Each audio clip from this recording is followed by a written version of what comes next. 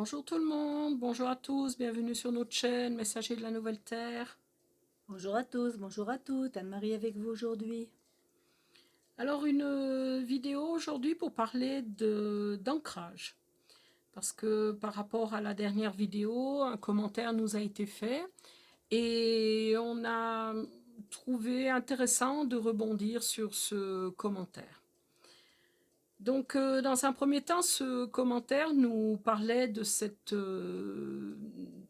on va dire, choc vibratoire, décalage vibratoire, et il était fait mention de l'ancrage, et que si on était ancré, ce décalage vibratoire n'aurait pas forcément lieu.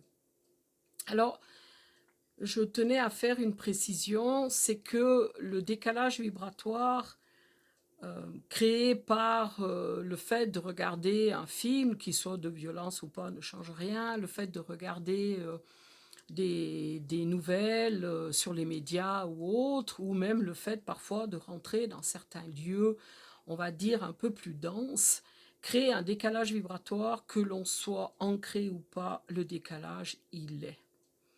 Parce que ce décalage vibratoire est, comme son nom l'indique, une différence importante entre la vibration dont je suis porteuse et la vibration du lieu.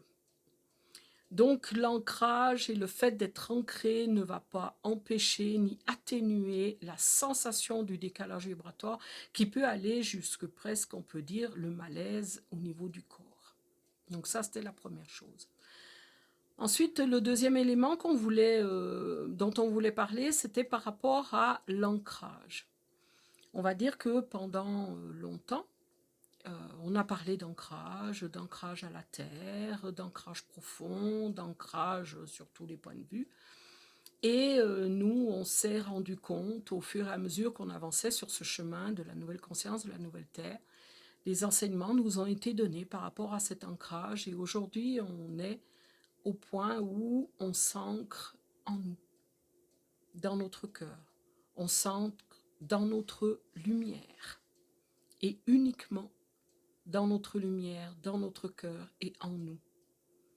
Il n'est plus question de s'ancrer au niveau de la terre, pour la simple et bonne raison qu'il y a énormément d'énergie actuellement et que l'on ne peut pas savoir à quelle énergie on va s'ancrer. Donc, lorsqu'on est dans l'unité, que l'on est dans cette fréquence vibratoire de la nouvelle conscience, de la nouvelle terre, on s'ancre en nous, dans notre lumière et dans notre cœur. Et ça, c'est très important. Et là, on arrive au troisième sujet qui nous a été amené par ce commentaire, c'est la reliance avec la lumière que l'on est. Et là, je vais demander à Anne-Marie de nous donner l'enseignement par rapport à la reliance avec la lumière que l'on est, qui rejoint le fait de s'ancrer en nous, bien entendu. Alors déjà d'une, je voulais aussi préciser par rapport à ce que tu as dit que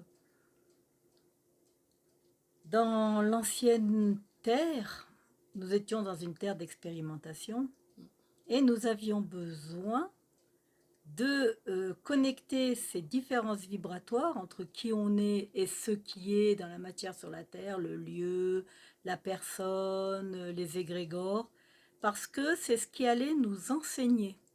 C'est-à-dire que l'enseignement passait par l'expérience. Aujourd'hui, dans la manifestation de qui nous sommes, c'est-à-dire de la lumière que nous sommes dans la matière sur la Terre, il est demandé justement de s'enraciner en nous, c'est-à-dire à la limite, si vous vous imaginez être un arbre, vos racines sont là, mais elles n'ont pas besoin d'aller s'enraciner dans la terre pour que l'arbre vive et existe. D'accord? Et donc, d'où tout l'enseignement qu'on a reçu de uniquement se brancher sur notre cœur, sur nos propres racines, sur les racines de notre propre lumière. Ça, c'était une précision que je voulais donner par rapport à qui avait été dit. Après, la question, c'était... La reliance avec notre lumière, de nous donner un enseignement par rapport à ça. Je vais demander aux guides enseignants s'ils ont quelque chose à dire.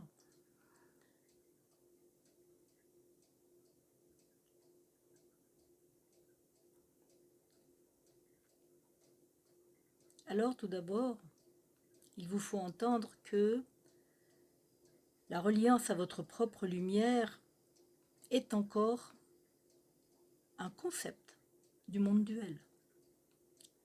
Parce que si vous avez conscience que vous êtes la lumière qui a pris forme dans la matière sur la Terre pour, dans un premier temps, expérimenter et dans le deuxième temps où nous sommes manifestés, la lumière que je suis, eh bien vous aurez compris que le corps matière qui ici est présent est uniquement ma lumière condensée. Donc, je ne peux pas me relier à ma lumière.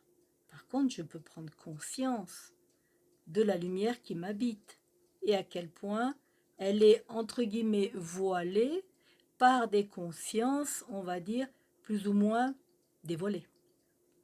Alors, aujourd'hui, la question est, est-ce que vous avez conscience de la conscience que vous êtes qui a pris forme dans la matière sur la Terre? Est-ce que vous savez, au plus profond de vous, comment manifester cette lumière dans la matière sur la Terre? Parce que aujourd'hui, il est toujours demandé de manifester la lumière que nous sommes dans la matière sur la Terre. Nous n'avons pas encore dépassé le plan de changer de, entre guillemets, planète pour aller expérimenter autre chose. Pour l'instant, nous sommes en train de, comme l'arbre, quand il a quitté sa fonction d'arbre pour devenir animal, parce que c'est toute une évolution, hein, eh bien, nous, aujourd'hui, nous sommes en train de passer du plan de l'homme d'expérimentation à l'homme de manifestation. Et ça, c'est très important. Alors, vous allez me dire, ben, comment manifester ma lumière? Alors, c'est simple. Je vous dirais qu'il vous faut simplement prendre conscience que vous êtes une lumière incarnée et que à chaque fois que vos pensées vous voilent la conscience que vous êtes, vous tombez dans l'expérimentation et vous n'êtes plus dans la manifestation. Est-ce que j'ai répondu à ta question ou est-ce qu'il manquerait quelque chose? Il me semble qu'il manque quelque chose que tu pourrais apporter comme complément. Simplement, on peut préciser ou ajouter que d'une certaine manière, je ne peux pas me relier à ma lumière parce que je suis ma lumière. Et qu'il n'y a pas de reliance possible puisque je le suis. Donc, étant ma lumière, je l'émets, du verbe émettre. Et je la manifeste. Et c'est ça qui est important, de toujours garder en tête le fait que je suis lumière. Si je dis je me relie à ma lumière, à la limite, je suis dans un plan duel parce que je me sépare de ma lumière puisque je dois m'y relier.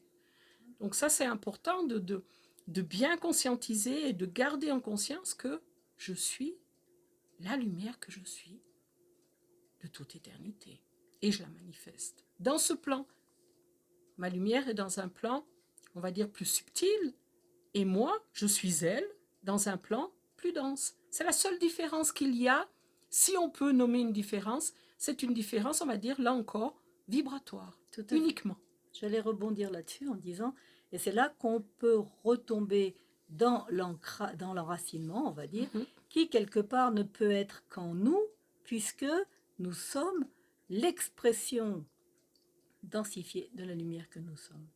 Et les différences vibratoires vécues par rapport à, je croise Paul, et Paul a une lumière qui se densifie à un certain degré et une conscience qu'il reconnaît, et moi je suis Anne-Marie qui a une lumière qui se densifie et que je reconnais, et d'un seul coup les deux se rencontrent, et là on s'aperçoit du choc énergétique parce que Paul peut-être reconnaît sa lumière à 10%, Anne-Marie reconnaît sa lumière à 50%, quand ils se rencontrent, ça ne fonctionne pas. Et là, on a un choc vibratoire qui n'a rien à voir avec la lumière que je suis, qui n'a rien à voir avec la terre où je vis, simplement c'est la densification. Alors, ça n'a rien à voir avec la terre où je vis. Oui et non, parce que quelque part, si je vis dans un lieu très très dense, qui est bourré d'égrégores, par exemple un cimetière, allez, où vous avez plein de personnes qui viennent pleurer, on va dire, leur mort. Il y a cet égrégore, on va dire, de tristesse qui est là, de souffrance, de séparation. Et là, vous allez pouvoir, tout dépend votre niveau euh, d'évolution, on va dire, être contaminé par ces égrégores. Et du coup, il peut y avoir conflit vibratoire. C'est vraiment très important à comprendre. Tu peux compléter? Alors oui, le conflit vibratoire va venir en fonction, on va dire, du niveau de conscience.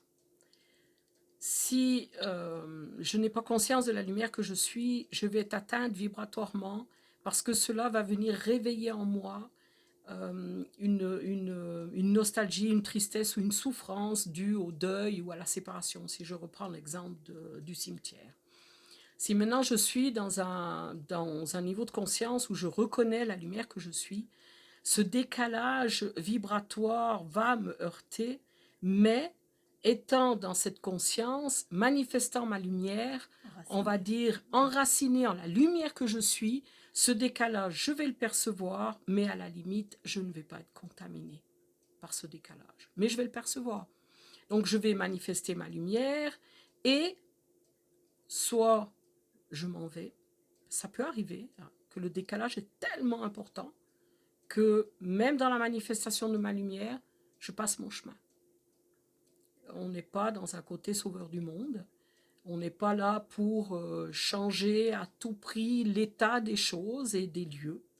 Si il y a une ouverture à la lumière que je suis, le changement se fait sans que j'intervienne d'une volonté quelconque de ma part. Manifester sa lumière, c'est uniquement être, on va dire, ce phare de lumière qui peut porter attention à ce qui est, et parce que je porte attention à ce qui est, la lumière, on va dire, va bonifier ce qui est, mais c'est en tout cas pas pour changer l'état de ce qui est. Ça, c'est très très important. L'état, il est tel qu'il est, je l'accueille, je l'accepte, et je suis dans cet amour, peu importe l'état que je côtoie. D'accord? Donc, je ne sais pas si c'était cette précision qu'il fallait. C'est vraiment important de prendre conscience que dans l'unité, on accueille et on accepte ce que l'on côtoie. On n'est pas ah mais là la densité est trop basse, alors moi je vais mettre une fréquence pour élever le taux vibratoire du lieu. Non, non, non, pas du tout. Moi je manifeste ma lumière, et si le lieu ou l'être que je croise s'ouvre à cette lumière, eh ben tant mieux. Et s'il ne s'ouvre pas à cette lumière, tant mieux aussi, cela n'a aucune espèce d'importance.